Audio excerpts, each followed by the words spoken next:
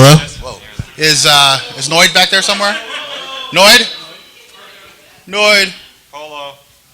Noid? I just saw him. Hey, come up here. Is Screw back there? Did Screw show up this? Yeah, Screw's outside. Is Screw here? Anybody who's contributed thousands of dollars every year for the last 10 years to make this possible should be up here. And should come back next year to do it again. Yeah. So Screw and CHS went to the party, so he's not here. Bappy's here. Oh, Zero is here somewhere. Zero, come on up. Chris, I don't know what you're doing back there. Which Chris? The one that's standing in the middle. Where's the end of this? Um, the end of it. God, you would think there would be more of us, because Oh, it's the wrong one. well, Zeke didn't make it. Yeah, right. He didn't make it. It's this one. Any other people make it this year? I give myself a chance. Because staff at LayerOne changes quite a bit. We're a very flexible bunch. No, was that about it? All right. Here's Datagram with. So, did you guys enjoy our 10-year anniversary?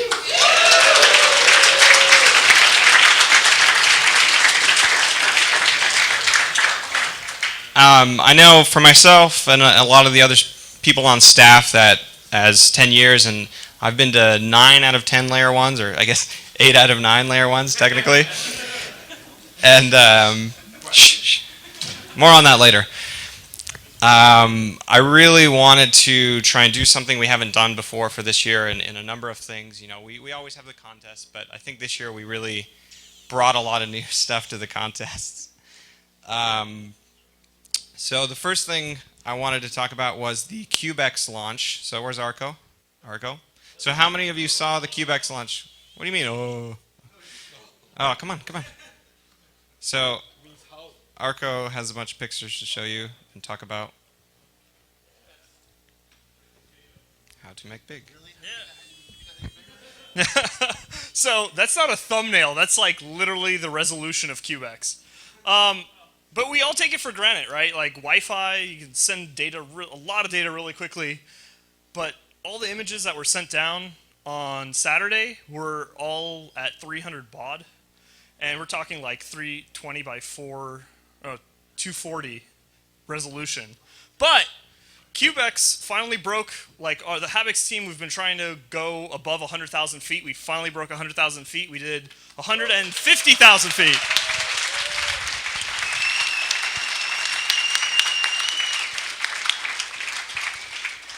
It's been a long journey. We've figured out how to send back pictures, and hopefully... My house? No, somewhere, maybe. I don't see your house. It was a lot of clouds, but we got beautiful pictures as it was flying up there. We didn't have to recover it. It's now somewhere in the Pacific Ocean. If you find it, I'll give you money. Good luck. Yeah, someone send ArcLight out. And hopefully, I mean, if you guys want, we could do another one next year. Yeah. Hello. Yeah. Hopefully video. We want to try to do live streaming video as it's flying up. So floater. And try to make it float so we can go across the United States. That'd be cool. Thank you, Arco.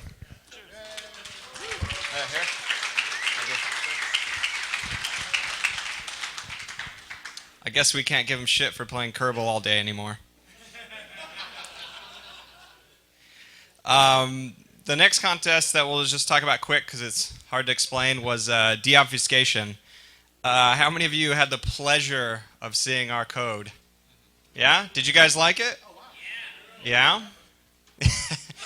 So this is the first contest that every single participant has told me to go fuck myself. So that just makes me very happy. I feel like if we don't get that response, then we're not doing it right. It's not just me, it's all the rest of the MFPs. John, Stan, where's Stan? Stan's back in the back. But we all wrote really hideous code in all the worst possible languages we can find, including like 1970s medical programming languages, which I'm told are still in use. I'm sorry for any of you who have to work in that field.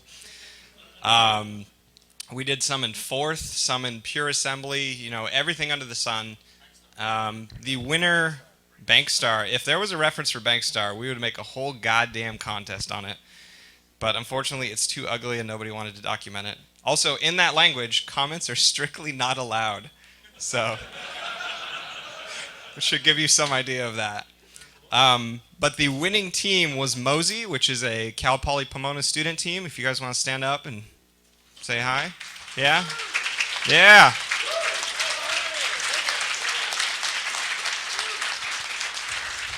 So there was a total of 15 problems. I want to say you guys solved 6 to 8 of them. I don't remember offhand. The second place team was the Null Space Labs team. Yeah, and they did really good. Third place was an individual player, Hot Dogs, who did really well. In total, we got something like 50 registered teams. This was also open to remote players. CTFtime.org was pussies and didn't want to list it because we're not part of the CTF ranking scheme. But we hope to fix that, and then we'll do some really horrible contests for them the first time they list us. For anybody who wanted to know what the ASCII game was written in, that's called mumps, and it is as disease-worthy as the name gives it. So look that up, solve the problem. We'll probably re-enable the website sometime next week if you just want to grab the problems and try and solve them. Also, shout-outs to Jamel of Nullspace for finding a bug in the scoring system, which was preventing her from getting first place for a while. Anything you want to say about Diab? Okay, I got it. The next contest in a similar vein was, I think the first time we've done this was Capture the Flag by DC949. So Frank, you want to come up and talk about it?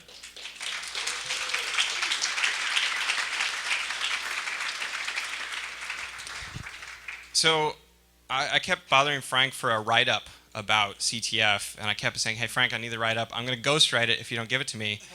We ended up posting Frank's verbatim thing in the programs. And if you're offended, I really don't care because it's really funny. So I'll let Frank talk. Yeah. Cool, thanks. Okay, where's the full screen on this sucker? Bet you got... No, not that. Ah, fuck it, I'm just going to hit space. Ah, it didn't work.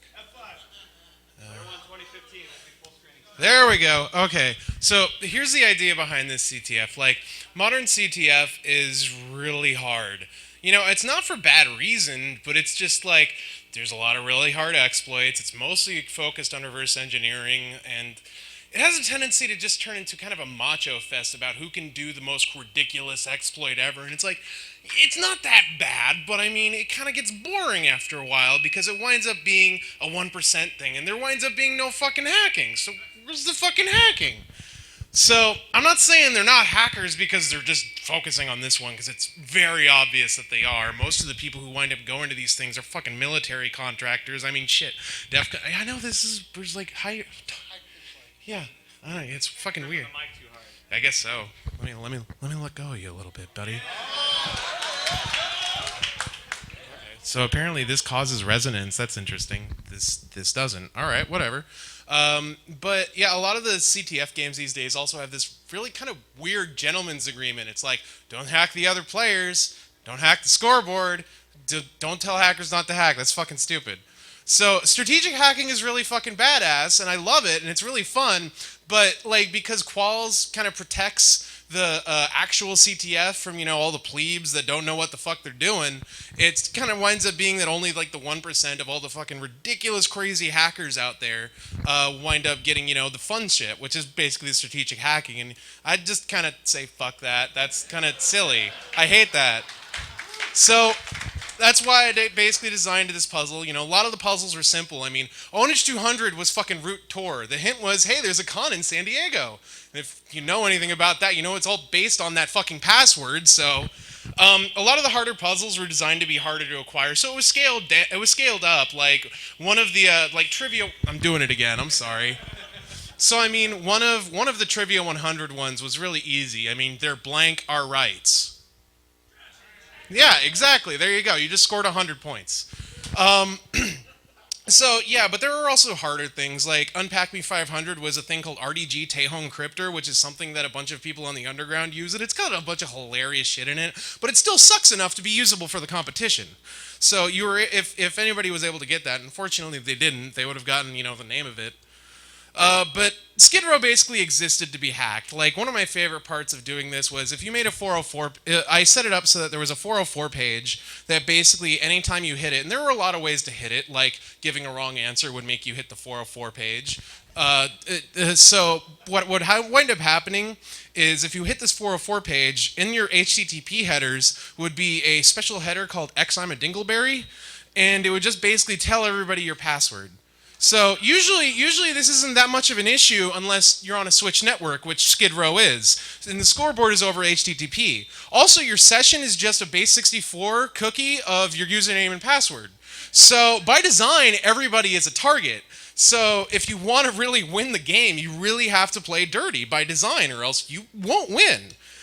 This is a small thing of the some of the awards you could get. As you can see, the Dingleberry Award was the most awarded thing in the game, followed by the Shameful Award, which is basically winds up giving points to the scoreboard.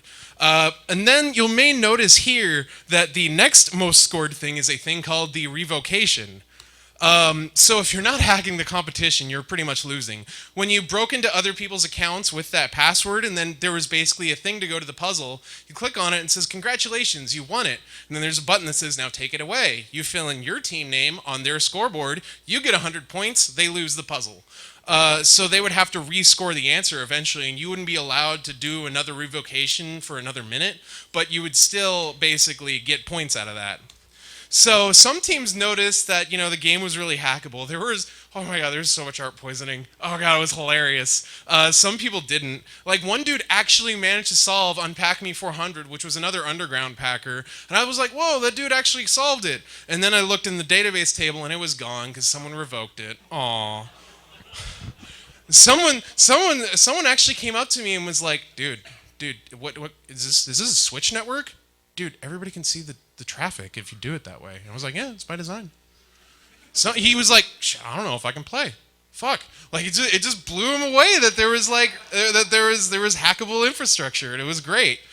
But there was one of the reasons that I designed this competition the way I did was to have one of these most absolutely beautiful moments happen. So remember that I was talking about ONH200 was just like root Tor on a Linux box, blah blah blah. Like .profile had haha fuck you exit 0, so it wasn't really easy to log in. You would have to figure out how to get around that part. But after you figure out it's really easy to get around. But I mean, after you figure out how to get that, you have root on a box, and because there's all this shit you can do to each other, maybe you should try tunneling through that box so people can't see your traffic anymore. Might be some food for thought, but this one motherfucker figured out, oh, I have a better idea. I'm just going to write a cron job on that box that basically steals everybody else's points and basically screws with all the other teams, and just close my laptop and walk away because I fucking won.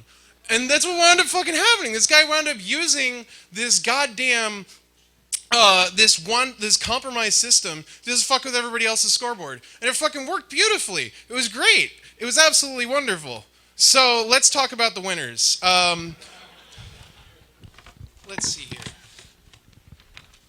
So there were two categories of winners. The alcoholics were the people who scored the most points, and the heroin addicts were the people who scored the least points, because you could get negative points. There's going to be a really king negative person. So with the heroin addicts, the top of the chain with negative 63,502 points, Digital Churros.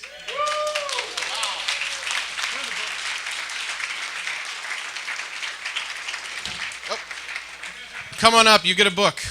I know I said no awards, but there are these books apparently, so come up and get a book. Yeah, keep on going. Oh, a book and a shot glass? That sounds like a good prize. Shit. Okay. And the winner of the Skid Row CTF with 76,328 points, the Skid Row scoreboard. Unfortunately, the Skid Row scoreboard can't win. So unfortunately, the scoreboard is not a sentient entity, so it's not technically qualified to win any prizes or the competition itself. So in second place with 25,958 points, Team Vand, who utilized the wonderful rooted box to actually accomplish completely trouncing the rest of the people in the competition. It was absolutely beautiful. So congratulations, Team Vand, who also wants to give a small plug to Open CTF, which is an inheritance from us. If you would like to give a small shout out. Yeah, come. We're running Open CTF this year. Everyone's invited in. It's playable by anybody. We wanted to bring back to the community and say, hey, anyone can join, anyone can play, and it's not for 1%ers. Yeah, there you go.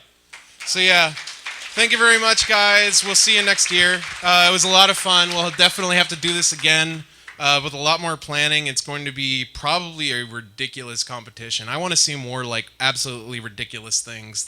That thing with the rooted box was beautiful. Absolutely beautiful. Thank you very much.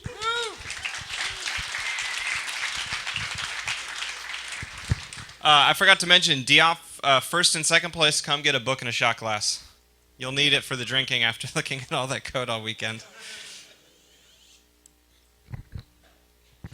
The next contest is the tamper evident contest. So in previous years, the basic premise of the tamper evident contest is that previously we would give you a cardboard or some kind of box or container, and you would have that for 48 hours to open and then completely reseal and do any challenges or secondary boxes or tertiary boxes inside of it. And the goal is to give it back to us looking exactly like how we gave it to you. And that might seem a little easier than it really is.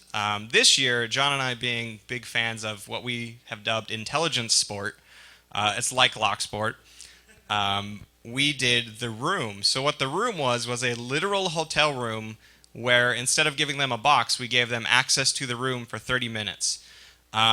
Because we're even crazier than that, we also we gave them instructions to find a man with a briefcase handcuffed to his wrist. Skylar here played the cobbler in this tale of intrigue and mystery.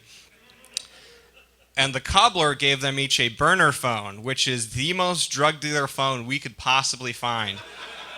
So guess what this costs? This costs $5, and it has 20 minutes of airtime, and it requires no transaction besides the initial $5 purchase and activation. All of the email addresses were at comebackwithawarrant.com. So I'm sure that John and I know I felt it, but when we went to buy these and said, hey, can we buy 10 burner phones that require no money whatsoever and the least amount of airtime possible? We only need, this is what we said to the clerks. We were like, we only need it for an hour tomorrow. Is that what you said about the hotel room too? CVS is where we got them from. The girl behind the counter was extremely helpful. Once she sold us 6 of them, she told us where we could get more. She sent us to other CVS's just in case 6 wasn't enough. So anybody who's a fan of The Wire will appreciate the burner phone thing. So eventually they got a call on their burner phone at a random time and said, you need to meet your contact at this location, at which point they had 30 minutes to tamper everything in the hotel room. The goal was that there's a bad guy in the hotel room and you want to get all the information about him and who he's in contact with and what they're doing and all that kind of stuff. So we monitored all of this for liability reasons and hilarity. And we have some footage, which I'll let John narrate. Is this on sound? You might have to hold it there. All right, this is the first team entering the room. I'm going to put the sound on here so you can hear it. Wait, one. Is everybody hearing that? That's an alarm going off as soon as they touch the handle. It's right behind the door. Ah. Can you believe this motherfucking things? You can't hear it. We had a really wide range of professionalism in this competition. This is one team with Google Glass recording the entire hit and latex gloves. It was beautiful. This is teamwork. Look at this. They're simultaneously each tampering something. He sees something, he communicates it, then right back to work. Do you guys know what this is? It's a scope, okay? It looks like a Ghostbuster. I'm not sure this is how you use one of these things. Also, watch the guy in the back. Notice how he's not really doing anything? We'll get back to that later. Oh. Right. Step on the murderer's bed. That's a good plan. On which we put a piece of paper in case they sat on the bed, so they may have crinkled it. All right, did you guys catch that? Did you see what he just took over there? He brought the safe and put it in the shower and then left. This is the more sport operative in the world. He stands like this. We can see him in both shots. He doesn't do a thing the whole time. Same guy from earlier. Just hanging out. Their union. All right. This is a team leaving the room. They're already 3 minutes late. So they've already been killed as far as the story is concerned. They leave. Now wait.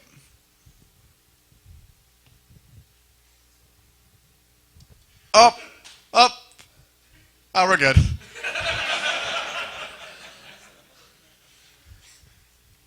Oh, here we go. The most careful, thorough team in the world. See this? This is Team Mimes. They're glass boxing. Up. Is there laser tripwires in the room? We don't know. Oh, look at this. Who's going to be the hero?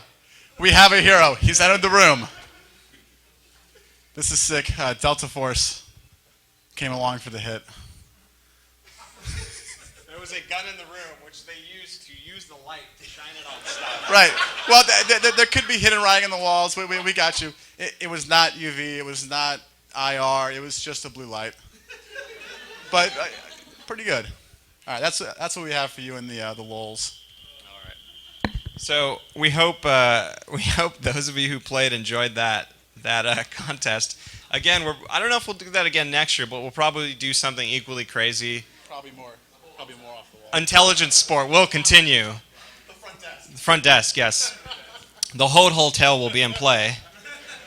Actually, the original idea, should we break OPSEC and let them know? The original idea was to hire a security guard to knock on your door if you set the alarm off, and you wouldn't know if he was there legitimately or not. We're going to instruct him to say, why are you four assholes all wearing latex glove in the dark? And The reason we couldn't do that is because the hotel does not have security on staff during the day. Just a thought. should have done your homework. Oh, what we found. Yeah, would you like to relay this? This is Skylar or a cobbler. So, because I'm a total idiot every year, I shot DG an email a couple days before, and I was like, "Oh shit, I didn't get a hotel room." And he said, "Oh, we got this room for the contest. You could sleep in there. You'll have to be out of the room for most of the time, but you could at least sleep in there." So I was stoked about that. We had one team come in, and they gave us their debrief. And John was awesome, always taking the debrief really, really good. And they said, "Oh, and we found the butt plug." To which John said, So you said found a butt plug in the bottom drawer. Okay, what else you got? What other intelligence did you gather? Kept it moving. Immediately after they were done, we all ran into the room. We were like, "Where the fuck is the butt plug?" So if you've been in any of the hotel rooms, if you look in the wardrobe in the bathroom, there are two drawers underneath it. If you pull out the bottom drawer, it doesn't come out all the way. You can then snake your hand behind it, and well, I was convinced it was something else, and I grabbed it, and I pulled it out, and it was very clearly a butt plug. So. Oh God, yeah. So DG insisted. He said, "Oh, mystery solved. Mystery solved. It must have been one of the other teams." I said, "No, it was lubricated and filthy." Because none of you would think to do that.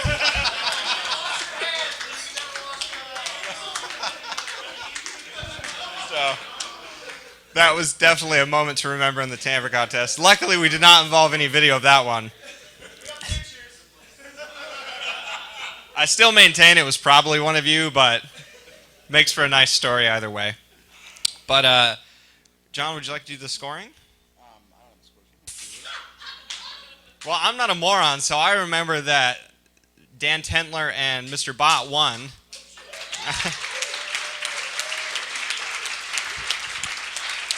Booking a shot glass? I don't remember who got second. You don't remember who got second place. So Dan's team won because they actually collected all the intelligence instead of just ripping everything up and getting in and getting out. So you're getting a laptop to give it They were also the least fucky team. We gave teams code names, and then we called them. We said, "What's your code name?" And they're like, "I don't know." And so we're like, "Well, what's your real name?" So we had a thing. If we can get real information from the contestants, they would lose points, because what kind of operative does that? There was also a team who didn't get the phone call and other stuff. I maintain that it's shenanigans on their part, because we tested all these phones and whatnot. But I hope your level of tradecraft just levels up next year. Oh, the belt buckle. The fucking belt buckle. Skylar leaves a belt buckle in the closet, just as ambiance. One team researched the absolute fuck out of this belt buckle. Not the story. So there was a little journal of the guy who was in the room, and he said, I have high blood pressure. I'm thinking about getting a cat to relieve stress. And they go, the belt buckle was made in Los Gatos, which means the cat. And we're like, it's a fucking belt buckle, guys. But they didn't know anything about the top secret documents they found. But they didn't assess the value of the top secret documents that we had placed in the room. Belt buckle's covered, though. You want to know anything about that belt buckle, we got you. Never mind who's killing who, who's paying off who. But we really hope you guys liked it. We got a lot of really good feedback on the contest this year. Congrats to Dan and company for winning. I know Mr. Bott headed out. But congrats to all of you.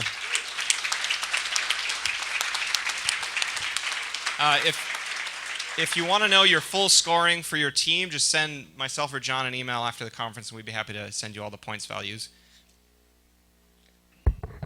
So, next up, we have ham testing. How many of you took your ham test? Well, that's good, because 3 people passed and 3 people raised their hands.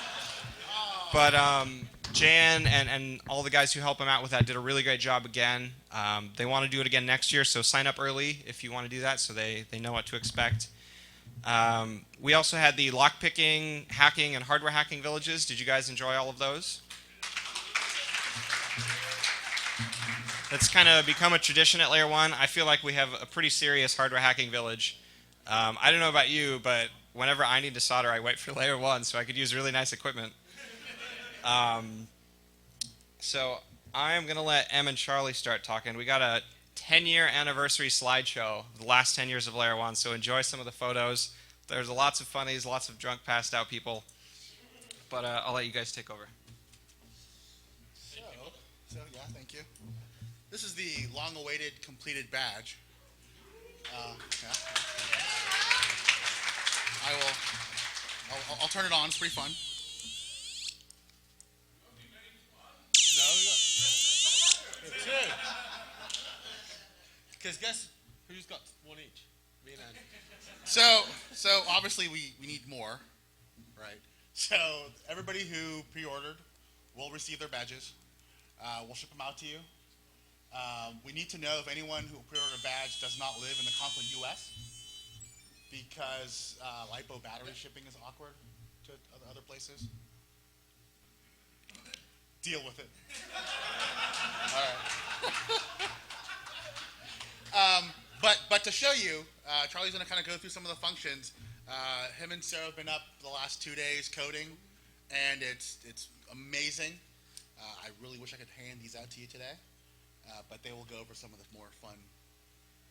Come on. No rush. Yeah. So for some reason I can't connect microphone, so you can do this. Okay, then.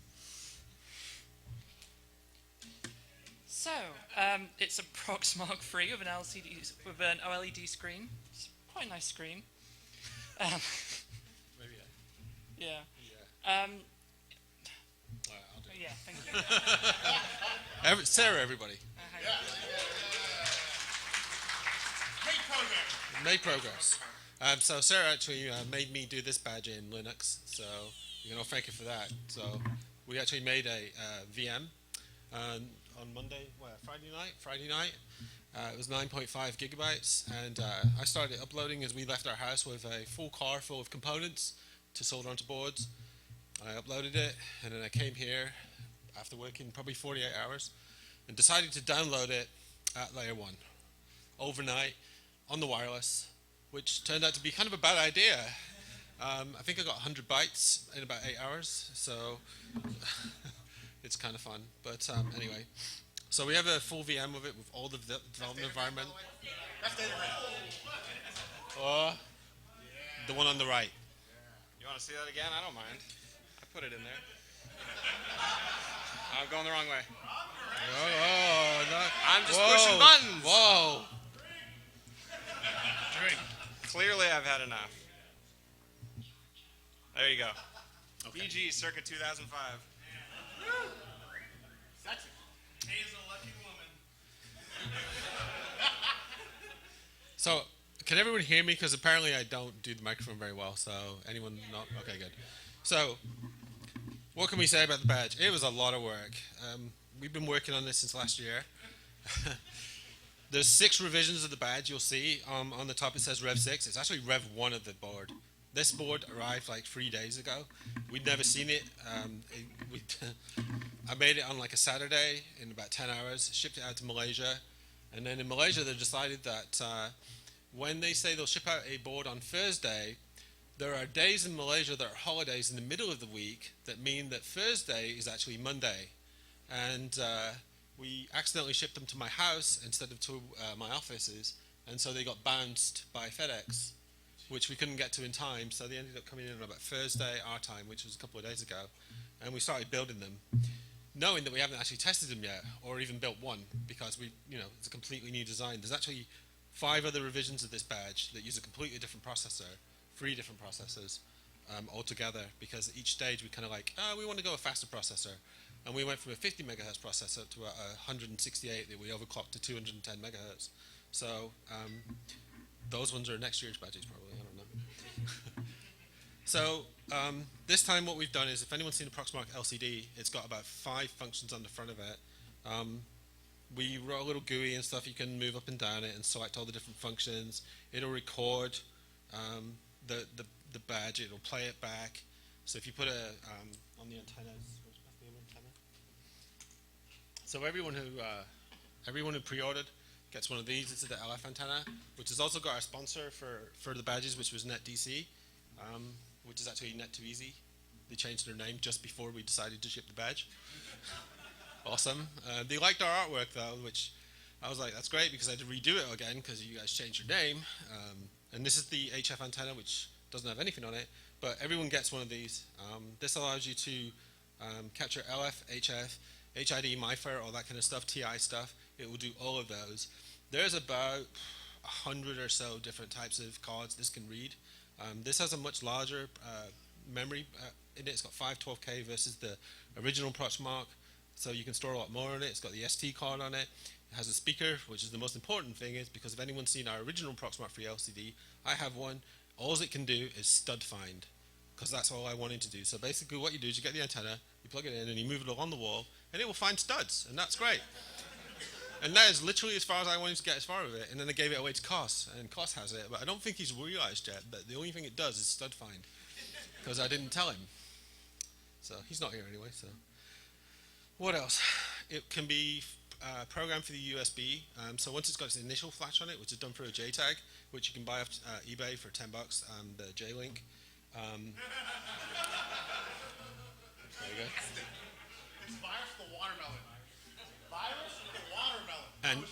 And Virus apparently has a virus, so he's not here, right? What else? There's 2 JTAGs on it. One's for the FPGA, one is for the processor. Once it's initially flashed, you can upload through the USB, through the client. There's a client for the OS X, there's a client for Linux, there's a client for Mac, there's also a client for Android. So this can be plugged into an Android phone, and you've got a full solution. You can run the whole GUI inside Android. iPhone users, well, you can fuck off, I don't care. But, sorry about my bad language, but you know. What else? Oh, it does have people have been asking me about the Bitcoin thing and thinking it's a joke. It's not actually a joke. There is really a BitFury ASIC that you can plug onto the back of it, and it's got 5 mega hashes. However, you need 0.9 volts at 3 amps, which USB is 5 volts at 500 milliamps. So you're on your own there, and that's why it says good luck.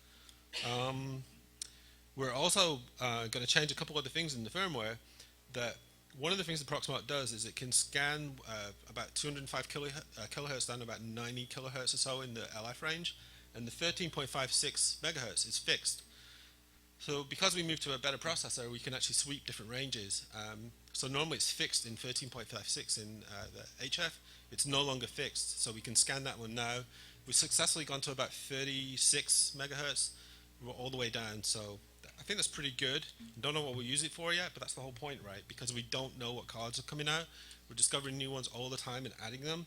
So it's got extra features, but it does other things. Like I say, the stud finder is just something I was kind of like, hey, this will kind of work. And I just walked around no space going, yeah, we need to put this thing on the wall here. We need a stud finder. And I'm like, I wonder. And it totally worked. But for other applications, I think it's going to come in real handy because it works as an oscilloscope.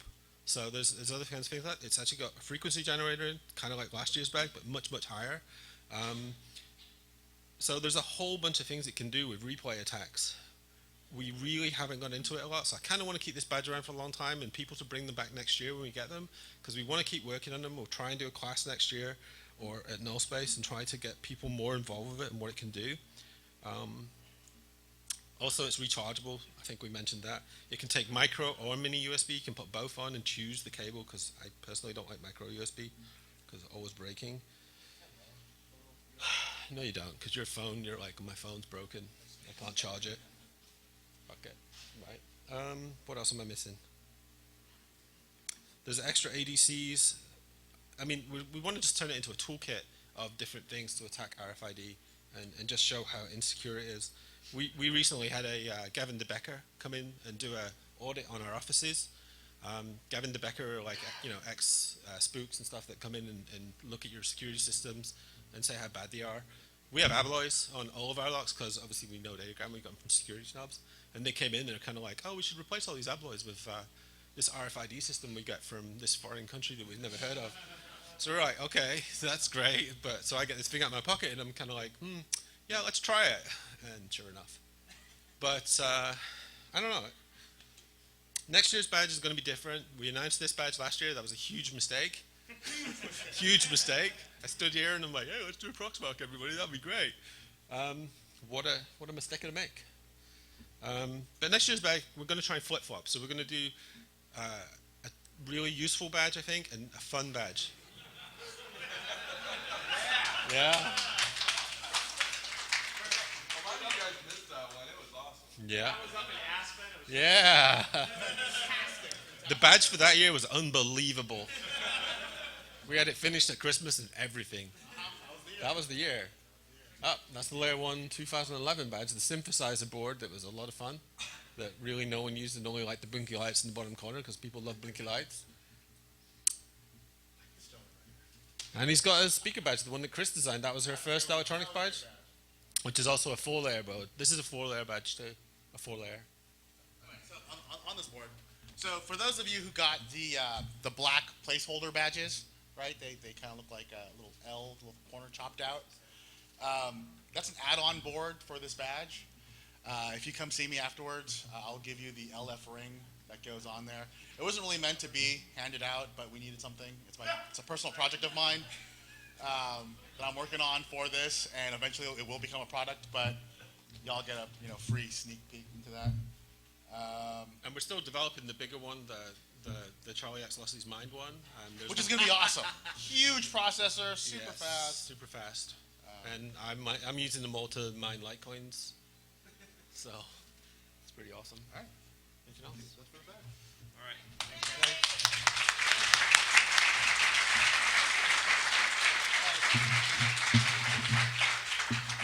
Just wanted to say, and thanks to Sarah again, who turned up at the last minute and decided to code all night with me. So I sat on my laptop and typed things and told her what to type through Google Talk. She pasted it into Linux, compiled it, and uploaded it into the badge. Teamwork. Actually, thanks to everybody who helped solder and build the boards for the last 3-4 days. A lot of people came in last minute to help. There were so many people, but there you go. They're on the badge. Oh, actually, yeah. You guys are on the badge. You're on the little scroll that has a little thank you scroll. You're on there, so that's good. We got you. Worth it, right? Worth it? Totally worthwhile, right? 12 hours soldering. Name of the badge. Yeah. There's also a customer Easter eggs. Okay. Really offensive. So, do you dare announce our fun badge next year? Hell no. Okay. Let's Well, I know what it is, and I think it'll be really fun. Okay. I think it'll be. We'll announce it. We'll announce it. Okay, go ahead. I mean, like, how do you guys feel about this? Having the actual badge that does something that's kind of a little bit more expensive versus a purely fun badge. What would you rather we stick to? So we know the problem with this badge is that there's no way you're going to build it at LayerOne. Yes. Because we didn't manage to build it. And we have a pick and place. We have 2 pick and places. And my house was converted into a sweatshop that we still have to go home and tidy up and finish. But yeah, what do you think about the fun badge versus the hacker badge? What would you like to do? None of you are going to build Hold on. game Okay. hacker badge. So, Flying badge okay. So, Blinky lights. with blinky lights. so what? So Yeah. Yeah. Flying badge. So what we're thinking of is building a mini quadcopter. Flying badge. Okay. Yeah, exactly. Flying badge, people. Okay. Flying badge. Woo! Yeah. Okay. So we're actually thinking of building a mini quadcopter. That's gonna be terrifying. It's going to be awesome because so the Blinky Ball, right? Everybody's seen the Blinky Ball. The Blinky Ball has a Wi-Fi attack and Bluetooth and stuff in it. So will the quadcopter, maybe. So maybe a flying RFID. I don't know. Let's go now. Okay. Okay, now it's just getting silly. So, I hope you guys like the 10-year slideshow. What do you think? Lots of memories? You know, we couldn't do this conference without all the staff, all the volunteers, especially all the sponsors who help fund the dinner that we had last night along with the party. Did you guys enjoy that? So I had a lot of fun at casino night because I had infinite money. That's why I kept showing up with big handfuls of black chips, but that's another story. But we really want to thank all of our sponsors. In our platinum sponsors, we have Advanced Systems Group, PrevoT, and NetDC, as well as Null Space Labs. Big round of applause for them.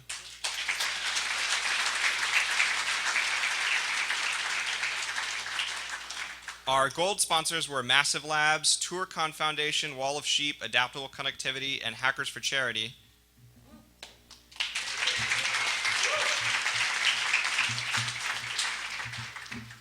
And our silver sponsors were Hacker Stickers, InfoSec News, No Starch Press, and LockWiki. That always makes me laugh, sorry.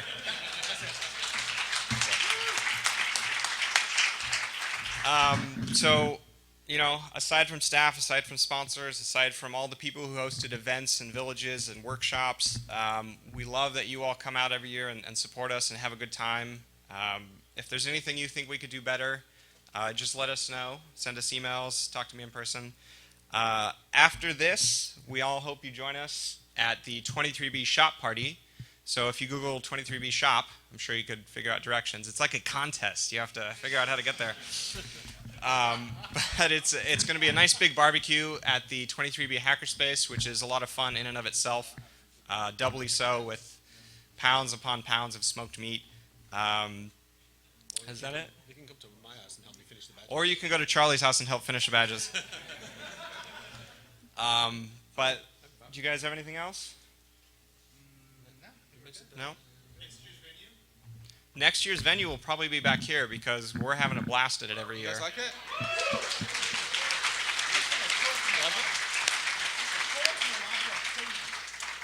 Yeah. So, All day coffee. well, that's probably better for us. No The documentation. toilets don't have seats. Right. That is weird. That's weird. Every room has a butt plug. Well, that's okay. Oh, That's okay. That's that reminds me. I don't know how I'm going to say it, but let's see. For Skylar, I want to troll Skylar. Sure. Yeah, because his whole thing this morning about his Hollywood thing. Okay. Skylar, so I watched a little bit of your talk this morning. It was like 5 minutes. It's the only talk I saw. So interestingly enough, I just got a job on the side doing technical consultation for movies. Yeah, so I'm going to email you and find out all the right things to do. Then I'm going to completely ignore them, flip them around, and make the stupidest things I can possibly think of. And disperse my name in Hollywood. Absolutely. And the first movie I'm going to do is Kevin Hart Ride Along 2, which I'm like, oh my god. So A lot of lockpicking in there? I'm looking out for you. Yeah, a lot of lockpicking in there? Yeah, there is. Yeah. So we usually drag this out for a good another half an hour, but I think we're all happy to go have fun at 23B. Thank you for coming. See you guys next year.